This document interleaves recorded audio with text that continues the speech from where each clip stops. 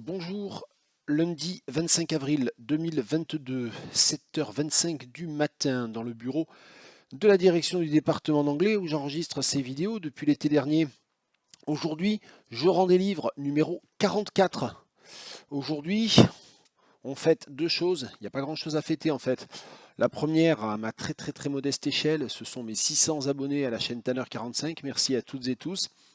Et il paraît que c'est important d'avoir une progression dans le nombre d'abonnés parce qu'en termes de visibilité, c'est quand même, voilà, ça permet d'assurer une extension du dialogue, on va dire ça comme ça, même si j'ai souvent des réticences ou des doutes ou si j'ai très souvent le sentiment que ce que je fais ici en vidéo ne sert pas à grand chose, est vain, que c'est beaucoup d'énergie, beaucoup de temps pour assez peu de retour malgré tout. À chaque fois qu'il y a un échange, à chaque fois qu'il y a un dialogue, eh bien, c'est extrêmement précieux et ça me fait beaucoup avancer.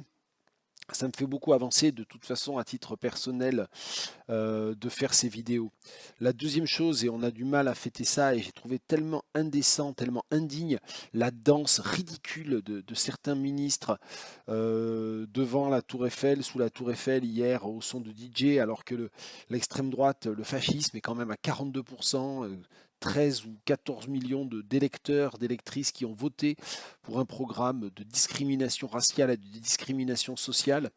Cela évidemment dans un contexte où le président réélu est un président mal réélu, est un président légitime, certes, au titre de la Ve République, mais on a bien vu à quel point notre système politique, constitutionnel est totalement essoufflé, totalement malade, totalement dysfonctionnel. Donc voilà, évidemment, hier, on a passé une sale journée à angoisser en attente des résultats. Et effectivement, la victoire d'Emmanuel Macron a été malgré tout un soulagement, mais c'est un peu un soulagement. Jusqu'ici tout va bien, jusqu'ici tout va bien, parce qu'effectivement, pas grand-chose ne va bien, si ce n'est qu'on a repoussé évidemment une nouvelle fois, mais à quel prix le danger du fascisme et de l'absence totale et définitive de démocratie. Ce qui ne signifie pas que notre démocratie est parfaite, loin de là. Voilà, c'est un peu dans ces circonstances-là qu'on reprend le boulot ici en zone B. Cette semaine. Et donc, dès lundi matin, 7h, j'étais donc dans mon bureau. Enfin, on reprend le rythme, on essaie de reprendre le rythme normalement. Donc pour une vidéo, je range mon bureau, n'importe quoi. J'ai dit ça tout à l'heure, je sais plus. Je rends des livres, numéro 44. Non, je crois que tout à l'heure, je me suis pas trompé. Les vidéos, je range mon bureau, ça fait une éternité que je n'en ai pas fait. Vous n'imaginez même pas la pile de livres qui s'entassent. Et plus les livres s'entassent, plus c'est compliqué. Je crois qu'en plus, lors de la dernière vidéo, l'enregistrement avait coupé avant la fin et j'avais dit un certain nombre de choses dont j'étais très content sur un roman irlandais très récent. Et évidemment, je serais absolument incapable de reproduire ça. Ça aurait été difficile si je l'avais fait immédiatement dans la foulée. Vous vous doutez bien que 2 mois après ou pas loin, c'est à peu près impossible. Donc voilà, donc c'est un peu compliqué.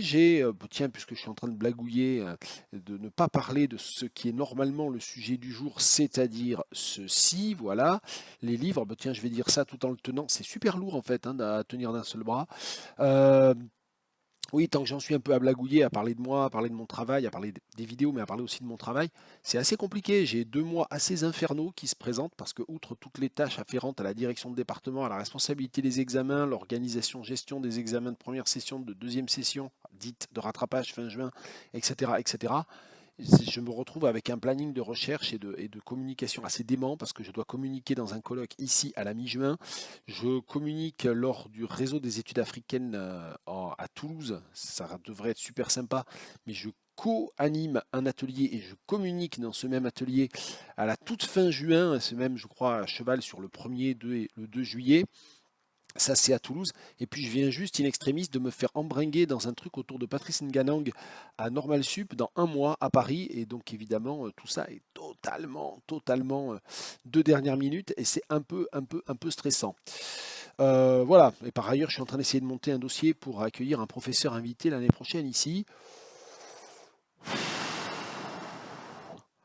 C'est très lourd en ce moment et c'est vrai que le contexte global politique, la perspective d'avoir tous ces espèces de, de, de, de- de maltraitants de droite dure qui vont continuer aux affaires et qui vont continuer aussi à bousiller l'éducation nationale et à bousiller l'université française, ça n'est pas très réjouissant. Bien. Bon, cette vidéo, je rends des livres, se transforme presque en hors-série dans laquelle je parle un peu à bâton rompu, si on est gentil, à tort et à travers, si on trouve que je dis n'importe quoi. J'en viens à ce dont je dois parler aujourd'hui, les livres que je vais rendre à la BU tout à l'heure, tout en sachant qu'à la BU tout à l'heure, je vais emprunter un livre pour en photocopier, scanner des pages, justement pour un collègue qui va faire un cours à Madagascar aussi. Bon, bref, on n'arrête pas les petites missions. Alors, l'ordinateur a fait quelque chose qu'il me fait régulièrement, c'est l'ordinateur de bureau ici du bureau 49 Terre, même si la chaîne s'appelle Tanner 45, peu importe. Il s'est arrêté spontanément, il fait ça souvent, de manière aléatoire, jamais au même moment, je ne sais pas pourquoi, dans la demi-heure qui suit le démarrage en fait. Donc je travaille un peu, j'écris des mails, et puis tout d'un coup, ploup, ça part, et donc voilà. Donc là, ça a totalement interrompu la vidéo, mais j'ai eu le temps de vérifier, là, après l'avoir relancé, que la vidéo qui s'est interrompue a été quand même sauvegardée, donc je vais pouvoir faire un peu de montage à partir des deux vidéos. Peu importe. Décidément, c'est bizarre aujourd'hui avec ces 600 abonnés, cette réélection à la fois rassurante et terrible d'Emmanuel Macron dans le contexte. Bon, peu importe. Donc, les voilà, les bouquins. Donc, j'allais parler tout d'abord de ce livre Thomas Chatterton Williams, Self-Portrait in Black and White, qui s'était mis dans ma pile de livres à emprunter parce que je l'avais fait acheter à l'université, mais comme je l'ai lu par ailleurs par moi-même il y a quelque temps, j'en avais d'ailleurs parlé dans une vidéo récemment, eh bien je ne l'ai évidemment pas relu et je ne vais pas vous en reparler. Les œuvres complètes d'Esther Nirina, je suis tombé quasiment par hasard sur ça, en cherchant autre chose dans les rayonnages. Donc, comme quoi, il ne faut pas toujours passer par les magasins. Moi, j'aime bien passer par les rayonnages, j'aime bien regarder ce qu'il y a sur les rayons. Et Esther Nirina, c'était une poète malgache d'expression française principalement, très importante de la fin du XXe siècle. Elle est morte en 2004. Et il y a quelques années, après en avoir entendu parler pour la première fois par Jean-Luc Raharimanan, j'avais fait une série de vidéos de traduction sans filet, de traduction improvisée de poèmes très courts d'Esther Nirina. C'était à la fin de 2016, je crois, si mes souvenirs sont bons, donc ça commence à remonter un petit peu quand même. Et ça m'avait totalement échappé qu'en 2019, pardon, Dominique Ranevosson avait aux éditions Sepia rassemblé comme ça les recueils d'Esther Nirina. Donc il y a tout, hein, il y a tout. Donc ça veut dire que ça tient quand même en un volume relativement limité, hein, 200 pages. Même si très souvent les poèmes sont présentés à la suite, non pas avec une page par poème comme dans les éditions originales. Néanmoins, ça voilà, c'est une œuvre quand même très ramassée, très belle. Je vous invite vraiment à aller découvrir ça. Sachant qu'il y a aussi un cahier d'analyse, il y a plusieurs articles de Liliane Ramarossoa, de Georges-Henri Rodin, de Dominique Ranevosson elle-même, de Claire Riffard, qu'on ne présente plus. Donc voilà, Claude-Henri Joubert, etc. Donc c'est une sorte ouais, de cahier de Lerne slash ou de cahier Europe, de la revue Europe slash œuvre complète. C'est un ouvrage un peu insolite, un peu étrange. Et donc pour 29 € seulement, bah voilà, vous avez la totalité des textes écrits par cette grande poète méconnue, Esther Nirina. Vraiment, allez-y. Euh, Jetez vraiment un œil, plus qu'un œil, à ce volume. Parmi les livres que j'ai fait acheter à la BU qui ont fini par m'arriver, un recueil de nouvelles de Leila Aboulela, la romancière soudanaise, romancière et nouvelliste soudanaise, Elsewhere Home. Comme je manque un peu de temps, j'ai lu 2 ou 3 nouvelles seulement, mais ça m'a beaucoup plu, hein. Elle est dans une veine un peu moderniste, hein. C'est pas extrêmement original, mais c'est quand même très, très bien ce qu'elle fait. Dans le contexte effectivement de la diaspora, donc c'est une écriture de la diaspora. Mais ce qui est intéressant, c'est qu'elle s'intéresse à des figures extrêmement différentes et venant d'endroits très différents en fait en termes de diaspora. Donc elle s'intéresse effectivement au côté un petit peu, euh, on va dire à la diaspora en Europe, c'est-à-dire en Europe et notamment au Royaume-Uni. Mais c'est voilà, mais c'est quand même avec une attention à des personnages qui peuvent avoir des parcours ou des trajectoires très différentes. Donc j'ai feuilleté le recueil, hein, pour être très honnête, et j'en ai lu 2 ou 3, dont Some Amaze, la première, Expecting to Give, qui est vraiment très chouette aussi. Et puis je crois que j'ai lu voilà, The Museum aussi, qui m'a moins plu en un sens. Mais voilà, c'est des, un recueil de nouvelles très intéressant de Leila Aboulela, et puis un autre recueil de nouvelles ici d'un auteur que je ne connaissais pas, pour le coup, contrairement à Leila Aboulela. J'avais fait acheter ça un peu comme ça sur Bibliographie, en farfouillant, et c'est au moment où, commençant à travailler sur le cours d'agrégation sur Carpentaria d'Alexis Wright, j'ai voulu un petit peu renforcer les collections de l'ABU en littérature aborigène d'Australie, et donc je suis allé vers Tony Birch, qui a écrit plusieurs romans, et qui donc a écrit ce recueil de nouvelles qui s'appelle donc Common People et qui date de 2017, voilà.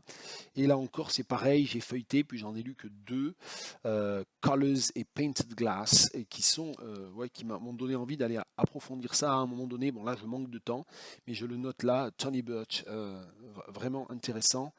La nouvelle Colors m'a vraiment beaucoup plu. Donc toujours le regret de ne pas avoir des journées de 72 heures. Là, c'est emprunté directement sur Rayonnage, le tome 3 de La physique amusante de Jacques Reda, un projet poétique. Alors il se trouve, je crois que j'ai le tome 2 et le tome 5 chez moi, c'est un peu le bazar. Et j'ai lu les autres en bibliothèque, et celui-là, il m'avait échappé. Et je pense, ou alors c'est parce que je ne suis pas très d'humeur à ce type de poésie en ce moment, et je dis ça tout en précisant, et j'ai déjà eu l'occasion de parler plusieurs fois de Jacques Reda dans les traductions sans filet, dans Je range mon bureau et dans Je rends des livres. Donc voilà, c'est quand même un auteur qui revient assez régulièrement. Jacques Reda est un poète que j'aime énormément, c'est un poète qui compte beaucoup pour moi. Néanmoins, j'ai trouvé ce recueil quand même, j'ai trouvé qu'il tirait beaucoup à la ligne, qui avait vraiment l'idée du le principe de composition, le principe d'écriture derrière, vraiment était assez laborieux. Alors, avec évidemment des vrais succès, des vraies belles pages, comme le poème qui commence à la page 61 dans l'édition Gallimard. Ça date de 2014, hein, ça. La nébuleuse du songe suivie de voies de contournement. C'est le titre du livre, hein, La physique amusante 3, c'est le sous-titre pour bien marquer son appartenance à cette série. Et celui-là est vraiment très beau, hein. J'étais là, je voyais se former les chimères du futur comme si je les avais déjà vues s'accomplir avant que ne se dégageât l'intention blottie au cœur glacé du vide. Enfin, elle s'échauffe et l'excès du torride sur sa flamme la tord, la pousse à s'arracher aussi loin que possible enfin de ce bûcher fondu dans un bouillon de lave et qu'en bondissent des grumeaux de charbon ardent qui refroidissent peu à peu sous le vent presque aussi violent de leur course dont rien ne cassera l'élan.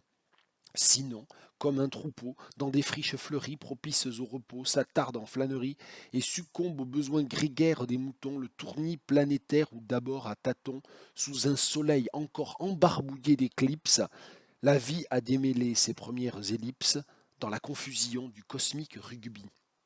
C'est pas mal quand même, hein. Ça reste vraiment Reda à son meilleur, hein, sur ce type de page. Et puis il y a le tout dernier poème, la neuvième section des voies de contournement, qui est consacrée à l'herbe et à l'admiration, l'émerveillement que suscite chez Reda, poète et homme, l'herbe. Et donc là, il a écrit un poème en quintile qui est tout à fait beau et qui est écrit en alexandrin avec simplement un dernier vers qui est un vers de 14 syllabes. Le vers de 14 syllabes est très important chez Reda, sauf qu'habituellement c'est avec une structure 8-6-6-8, et là c'est une structure symétrique 7-7, formée de deux heptasyllabes, fleurie par la sauterelle et l'aile des papillons. Mais tout le poème est magnifique et je vous enjoins vraiment à le lire. C'est de la page 127 à la page 132 de ce recueil. C'est le tout dernier poème, en quelque sorte, de ce recueil de Jacques Reda. Un livre que j'avais envie de lire parce que Ahmed Slama m'avait donné envie de le lire, et puis j'ai pas lu le temps, donc j'ai juste lu le début. Loin de Douala de Max Lobé. Bon, ben ça sera pour une autre fois ou une autre vie, je ne sais pas. Voilà, je me suis arrêté à la page 38. Et enfin, ce livre que j'avais emprunté pour faire un exercice de traductologie avec mes étudiants de L3, mais qui est un ouvrage très insolite, très surprenant. Vous voyez, c'est un très gros livre. C'est quoi? C'est Jean Métellus. Jean Métellus, grand poète et romancier haïtien, aussi dramaturge, comme je l'ai découvert avec ce volume, hein. Je connais mal Jean Métellus. Euh, et c'est une pièce de théâtre. Et vous vous dites, oulala, mais une pièce de théâtre, qu'est-ce que c'est que ça? 700 pages, mais qu'est-ce que c'est que cette folie? Pièce de théâtre Anacaona, pièce de théâtre historique, mais aussi lyrique et épique, autour d'une grande figure de révoltée, de rebelle, une grande figure de résistante à la colonisation, bien sûr, à l'invasion. Anacaona, que peut-être on ne présente pas, ou qu'il ne faudrait pas avoir à présenter, mais voilà, Google est votre ami. Anna Kauna, c'est donc une pièce de théâtre qui a été montée en 1988 à Chaillot, mais c'est la particularité de ce livre, c'est pour ça que voilà, je vous le signale. Et là, j'ai découvert ça par hasard, là encore, en écumant un peu les rayonnages. Il y en a 2 exemplaires d'ailleurs à la BU de ce livre qui coûte 22 euros. C'est pas si cher que ça, c'est aux éditions de l'Amandier. Je ne connais pas cette maison d'édition. Eh bien, enfin, va-t-il le dire? Oui, pourquoi le livre fait-il 700 pages? Parce qu'en fait, c'est une édition quadrilingue. Ça veut dire que vous avez le texte de la pièce en français. Voilà, je pense qu'on voit que ça, c'est du français. Si vous voulez lire un extrait, vous pouvez faire sur pause. Hein. Vous pouvez appuyer sur pause, qu'est-ce que je dis? Et puis, vous avez le texte en créole haïtien. Et puis,